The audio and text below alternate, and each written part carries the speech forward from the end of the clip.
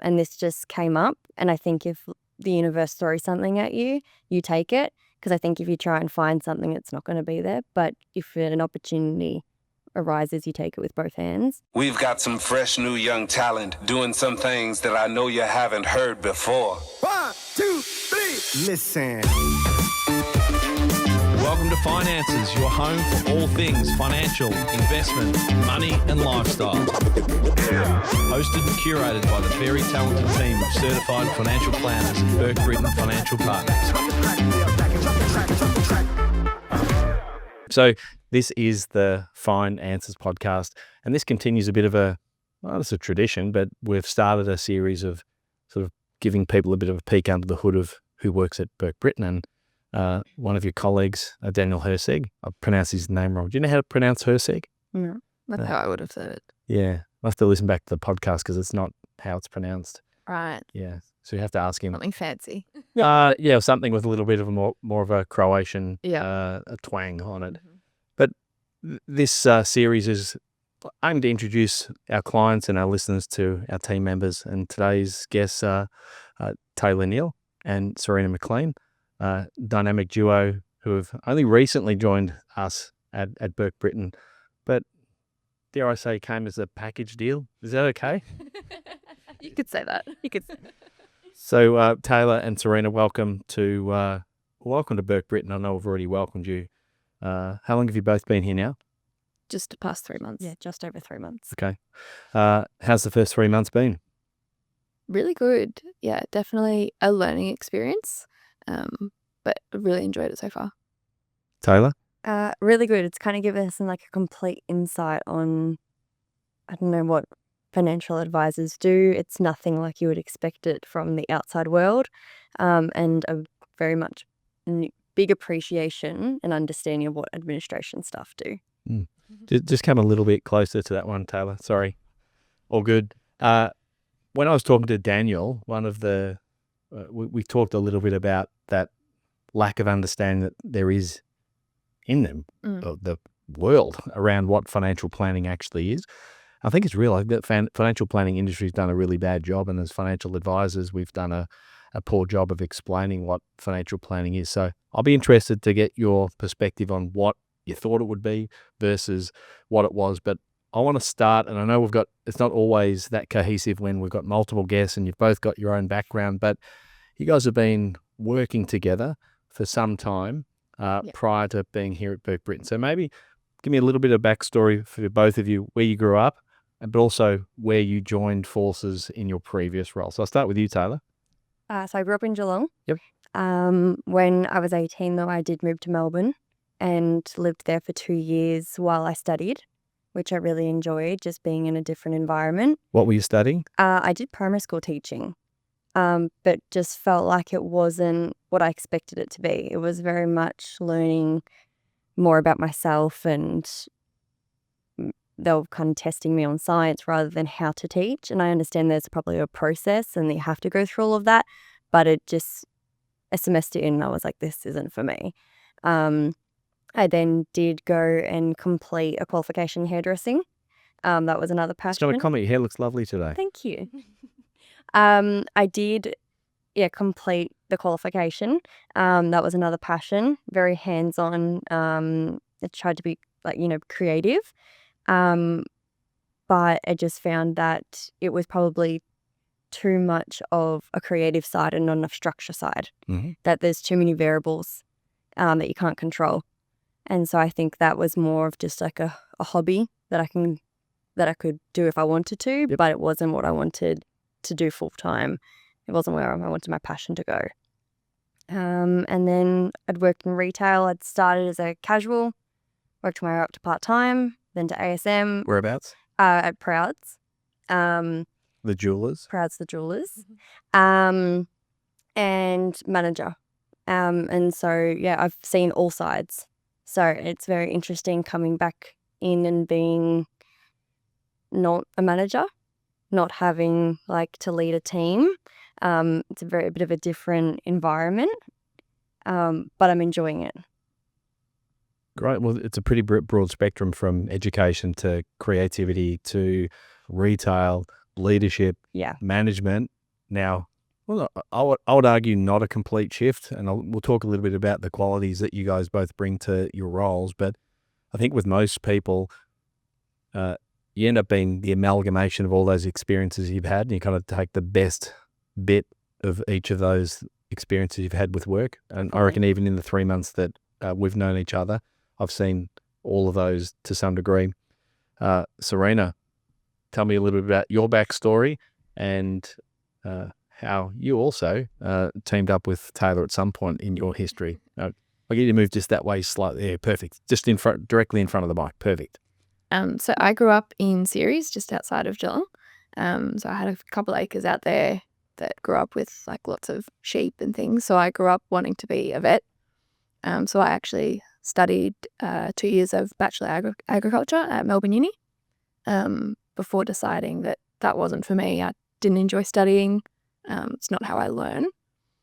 So then I decided that I was going to be a police officer, going to be a detective, but I needed some real world experience. So I went and got a retail job. So again, started casual, same as Taylah, worked my way up to part-time and then worked my way into the assistant manager role. So I was there with Taylah for nearly 7 years. But we actually went to school together as well in high school. Okay. Yeah. I did ask where you went to school. We went to Clonard. Clonard. Okay. Yeah. Cool. So we've actually known each other for Long quite a time. long time. Yeah. Um, Can I ask a question around the farming police? yeah. Like, what were the influences there? You're on 2 acres in Ceres. That kind of makes sense. Like, you're rural. What about the police force? You're a family member or something in the No, workforce? I have a strong desire to help people. I felt like it was something that I would be really good at. I like kind of a structure and process and like investigative work. Like I like digging around and things, trying to find an answer to things, trying to work out how things work. So I think that was probably a key driver. But yeah, I don't really know what drove it, but mainly the passion to want to help out. Process and structure makes sense knowing the two of you. I think that makes perfect sense to me. So you joined Prouds just in terms of timeline. How long ago did you both begin at Prouds? I started in 2018. I started in 2014. Okay. So you guys have worked together for a while. So you've schooled together, worked together for a while. Yeah. What do you see? I'm going to put you on the spot. What do you see Taylor's greatest strengths are? Oh, You get the return fire here in a sec. she's very deals with people really well. She has really, really strong people skills. So she can make anyone feel comfortable around her. If anyone was ever had any issues or anything, she was able to placate that so quickly. So I think that's probably one of her key strengths is really, really strong people skills. And Taylah, for Sarina? Fast learner. Sometimes I don't feel like it takes 2 or 3 times for you to understand something. You know, we could be in a meeting and something just clicks. So I might just go bounce off you and be like, hey, do you remember how to do this? And you're like, yeah, I do. So like it's really helpful, especially with a team around you. If they need assistance, it's not just relying on one person. You can bounce off each other. And yeah, having that quick learner was really good. Yeah, I've got a bias here in terms of what I wanted to focus on with the two of you, because I think what the great story out of the recruitment of the two of you as a dynamic duo, well, number one, I think Amy already had some insight into having a relationship with, I think it was you, Sarina, over a number of years. You played netball together, is that right? I've played with netball with Amy for nearly 15 years, I think. Yep. So you had a little bit of insight, maybe not a heap, but you just certainly knew Amy and you knew who she was and her personality type, her values, her work ethic.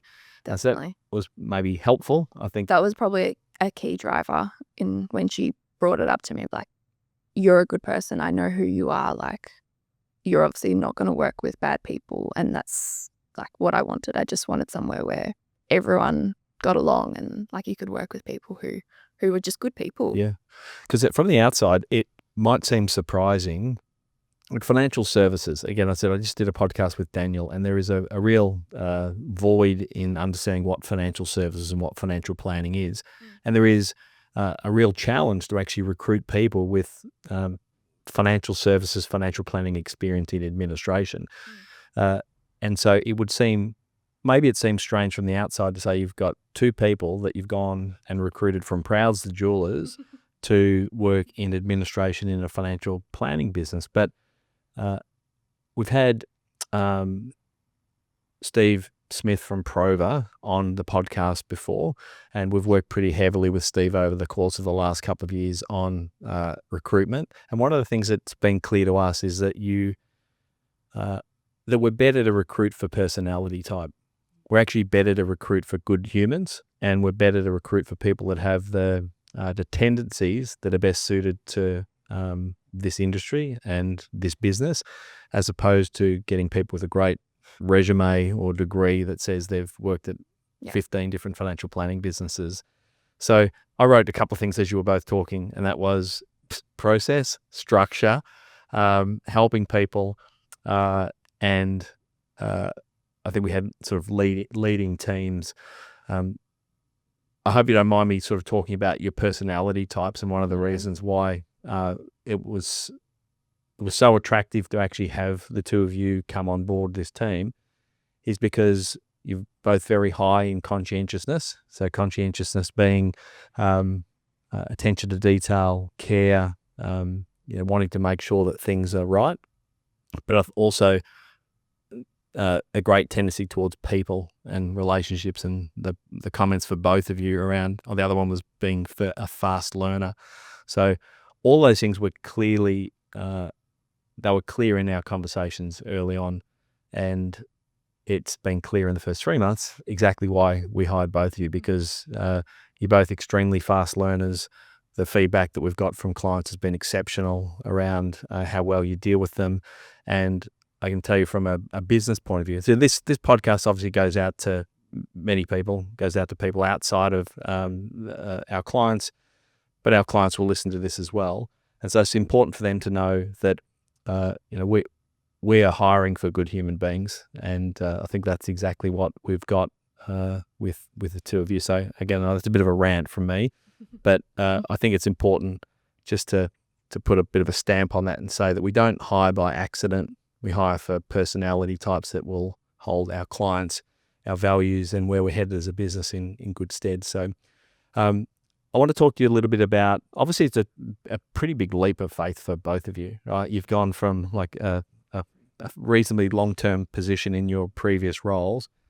You've upended potentially your life to move into an industry that you have nothing about.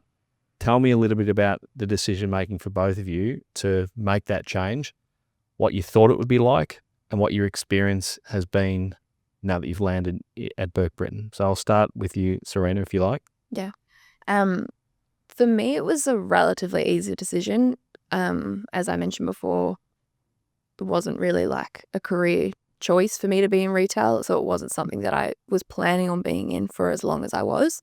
So I was definitely ready, after being there nearly 7 years, I was definitely ready to find something new. I'd kind of started to go off the idea of the police force. I wasn't sure if it was for me, so I was just kind of looking for something that kind of suited my personality a little bit more.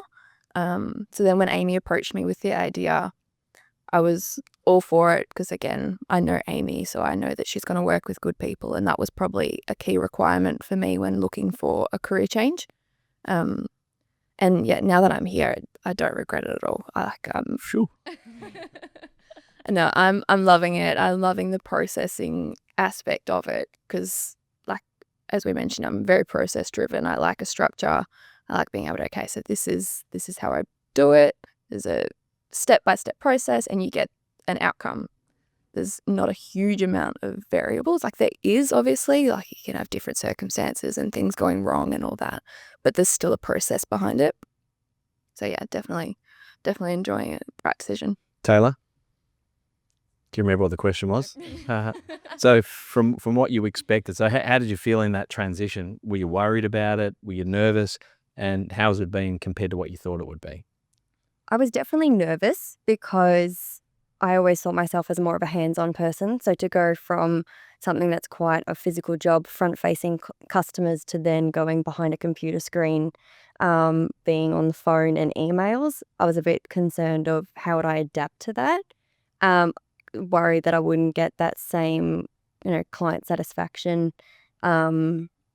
potentially, but hasn't been the case at all. Like, clients have been incredible, been even on the phone, email. It's just been such a rewarding experience so far, just to even see like the slightest being able to help a client, just even the tiniest bit. Like, so that's something that I got to take over from what I did previously do, and that's something that I loved about my job. And that was always if I ever shifted from retail, that was probably going to be the key thing I always wanted to take, was being able to help people make an impact. And I think it wasn't a hard decision to leave in the sense that I felt like I had reached my full potential. I was so ready for a new challenge. I wasn't looking for anything either. And this just came up. And I think if the universe throws something at you, you take it. Because I think if you try and find something, it's not going to be there. But if an opportunity arises, you take it with both hands. And so I felt like it was just right timing, good people, and a good opportunity. You mentioned front facing. It's I think I use the word interesting a lot on this podcast. I have to change my verbiage, but I love hearing like people's thoughts around what things are going to be like versus what they are. And I've said it on the podcast before. I say that a lot too. But I mean, I came from a nursing background, and I thought there's no correlation between nursing, healthcare, and financial planning. The parallels are endless, and I think everything that you do well and had done well in your previous roles translates beautifully here. And again, I think I said to both of you in your sort of interviews when we're getting to know each other that I tried to scare you both off. And so this will be super challenging, right? This will be, I don't think I've come across anyone that has said that this isn't one of the most challenging industries and roles to be in, but it's also one of the most rewarding. Right? It is, you get lots and lots of client time. You get lots of time communicating with clients. Selfishly, as advisors, we get to sit in appointments with clients a lot, but more and more, our clients will know that have been with us for sort of 10, 15, 20 years, but they have a lot more to do with our team than they do with the advisors, or as much to do with the team sort of out the back as they do with the advisors, which I think has been a real shift in the industry. Like, we want to look after people as a team. It's not planners get to sit out the front and have all the great relationships and everyone else sits out the back and behind a computer. That we want to interact across the board, from advisors to our admin team, to our practice manager, to our reception, to our paraplanners. We want them interacting with clients. So I think that's important. The other thing which you mentioned, Taylah, around sort of leading teams, I was going to just touch on that quickly, that you said that you've gone from a role where you were leading teams, and it's interesting that you would have heard us talk a little bit about people being leaders irrespective of where they are. Yeah.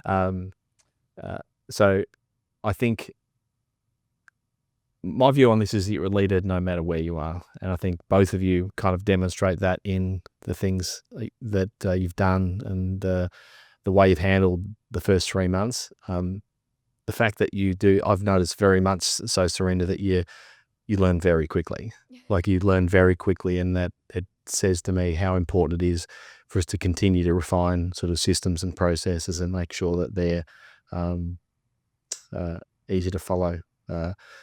What's been the hardest thing? So what's been the most challenging thing in the first 3 months? Something that you didn't expect that kind of threw you, or that was just challenging?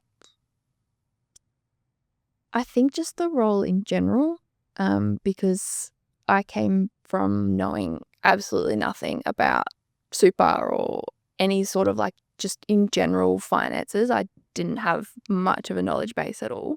So it was kind of learning that aspect as well as the role on top of that.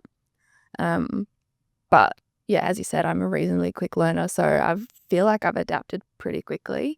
The struggle with that was probably you and Amy going over to America week after we started, which, we adapted to, and everyone else in the office was amazingly supportive. It was like we noticed your absence, but like we didn't as well. Mm. Like we were still able to keep pushing things through and keep learning and growing in our roles without you being here.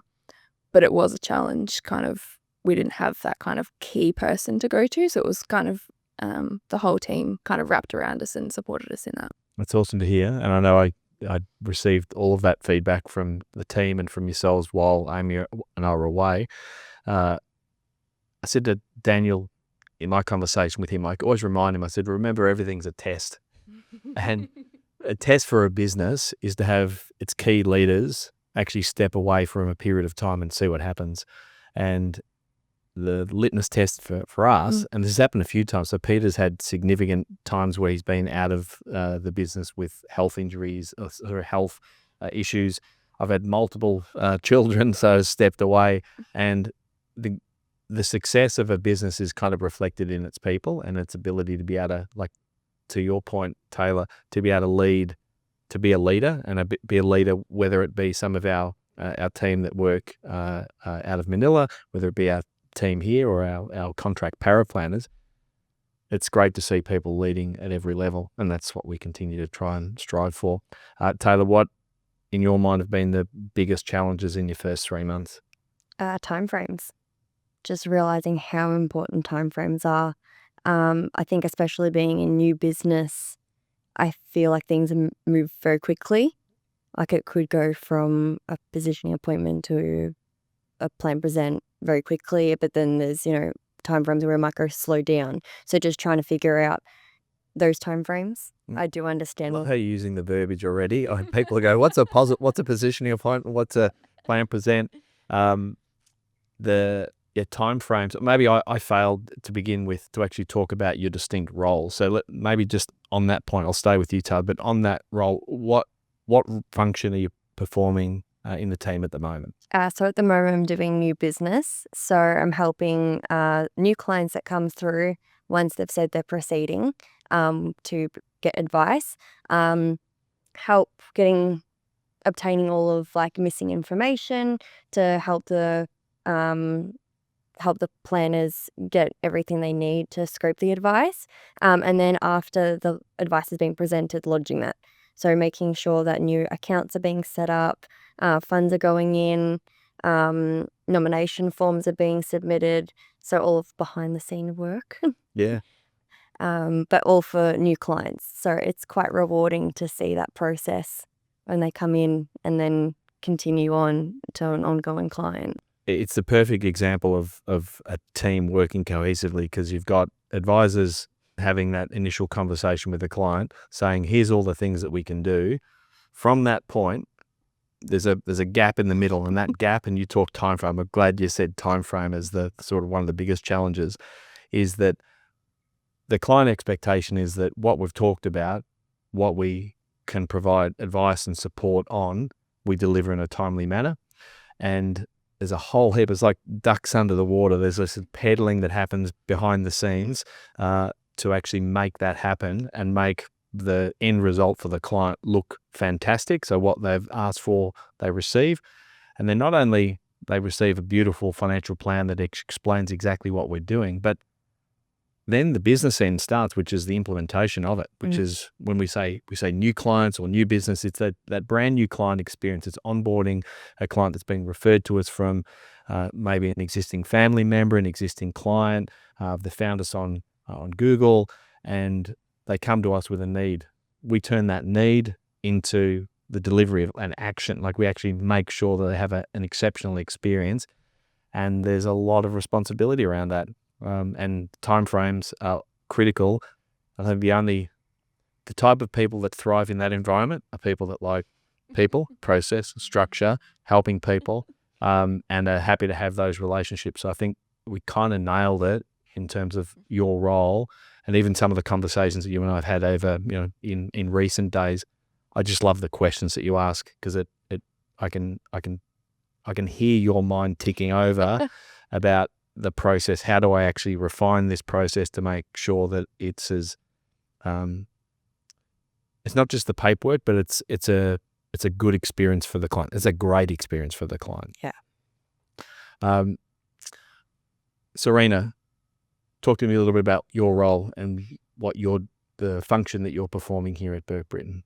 So I deal with the ongoing clients, so clients that have been with us for a little bit longer. So when they have changes in their advice, recommendations, that's when I come in. I get that all prepared, and then I implement all the changes for them and help them with all that. So similar role to Taylah, but more with the ongoing clients. Well, there's a lot more ongoing clients than there are new clients. The distinction between them two, we used to sort of amalgamate all of our clients into just, one pot of new and existing. But this idea of Amy's doing of actually separating those so that we have a distinct team that looks after our new clients and onboards them, and we have a distinct team that looks after our existing clients. And so as it stands at the moment, Burke Britton looks after around 450 family groups. And so there's a huge responsibility to make sure that, because what goes into our existing clients is, as you would know, we're catching up with them at least every 12 months, in most instances every 6 months, and in many instances they have ad hoc appointments, they have other needs that come up, or they have a withdrawal requests or change of circumstances. Are you surprised? Were you surprised with the level of support that we provide clients? 100%. Yeah. Yep. I didn't realize how much you do for your clients, like the Centrelink applications and actually opening all their accounts for them and everything, and doing the transfers and withdrawals and all of that. I didn't realize that it was so hands-on. But I think that's also kind of where our roles, you've put us in really good roles for our personalities. Like Taylah deals, like I mentioned before, she's really good at building relationships with people, so she's great for those new clients. Whereas I enjoy the processes a lot more of just like, okay, this is the steps I need to take, this is the implementation I need to do, which I find I probably do a little bit more with those ongoing, with the ad hoc tasks and with their files and the catch-ups and everything is a lot more process-driven, because they're already onboarded. They know the process a little bit more. So it's just kind of, they send me an email and they say, can you do this for me? Or I'm ready for this to happen. Or I'm emailing them and saying, just letting you know, I'm about to do this. So I find that you've done really well in matching our personalities to our roles. Yeah, and I think that was the point I wanted to get across in this conversation, is that's not an accident. It's not an accident. So when clients are actually talking to Sarina or Taylah, it's not an accident that they're nailing the experience that you have with them, because we spent an enormous amount of time. So if we could get Amy on the podcast, I know she's pretty busy at the moment, but if we got her on the podcast to explain just the amount of effort and energy that she puts into recruitment, it is unbelievable. And it's all designed around making sure that our clients have an exceptional experience, that they love what we do for them, that we help sort of make their lives better, both financially and from a lifestyle point of view. So it's rewarding. It's great to hear that people are in their roles, enjoying their roles. I don't know, Amy is as well. We're super critical about the business. Like I find it difficult to actually talk in too positive terms about what we're doing well, because I always think we could be doing better. From your perspective, is there anything that surprised you? We've talked about the level of care, but is there anything that surprised you from the outside coming in that you thought, wow, you guys do really well? And conversely, I won't just stay with the positives. Is there anything you've looked at and thought, here's something that we could potentially improve? So what did, on both fronts, what did you come in and think, well, I'd never thought of doing it that way, versus something that maybe you'd love to improve here now that you've been here for 3 months? I didn't really come in with a lot of expectations, so it's probably not, I think, I've already forgotten the question. That's all right. It was a very long-winded, nondescript question, which I tend to do. Taylah, do you remember what I said? I have an answer. I don't know if I remember the exact question. But I think something I was like surprised about is like an office job feels very structured and very like, I don't know, uniformed. And I think that the openness and the willingness to take on feedback, you've asked me multiple times write anything down that comes to mind of how to improve anything. I'm like, I've only been here like a couple of weeks. Like, I don't want to ever, like, that doesn't feel right. But you've made it feel very comfortable. The whole team has, to throw out suggestions or ideas, or a fresh set of eyes can actually sometimes be a good thing. And like, that environment has been incredible. I think that was something I didn't expect. Yeah. Well, it's one of the reasons I like to even ask it on the podcast, like what could we do better? Because I'm not scared of you telling me, whether it be, and it doesn't matter if you don't have anything you want to say here, but even from clients, like when clients hear this, we're very encouraging of clients and everyone in the team saying, hey, here's something that's not working that we could actually do better. Because I suppose the vision for the business is that we continue to refine and improve the experience for clients. If we do that, many more clients will want to do business with Burke Britton. And as the number of clients grows, the opportunity for all the people that exist in here continues to expand. Amy and Delta and Brooklyn are perfect examples of people that began here with roles that, Delta's now been here nearly 25 years and started as a receptionist and then was in paraplanning, practice management, had kids, came back, did a master's degree, now one of our key senior financial advisors. And so she's been able to do that in the small business. I get excited and think, what about if this business is not 20 strong, it's 30, it's 40, it's 50 strong, looking after 1,000 family groups, 3,000 family groups. Think about the opportunity for people in their career to progress, and many more people like yourselves to have great experiences with clients. Lots more conscientious team members. Before we close out, I know we've been talking for about half an hour thereabouts. Is there anything else that has surprised you or pleased you about your role so far, and what are you looking forward to in the next sort of 12, 18 months? We'll start with you, Sarina. I think just the change in general has been really, really good. I've loved the challenge of learning everything. Like, I love a challenge and I love learning despite not wanting to go to uni. I do. Yeah. I love a challenge, and that's what this role has done. It has challenged me. It really has. But I go home and I'm exhausted because I've actually used my brain. Like, in retail, it's a completely different level of kind of function.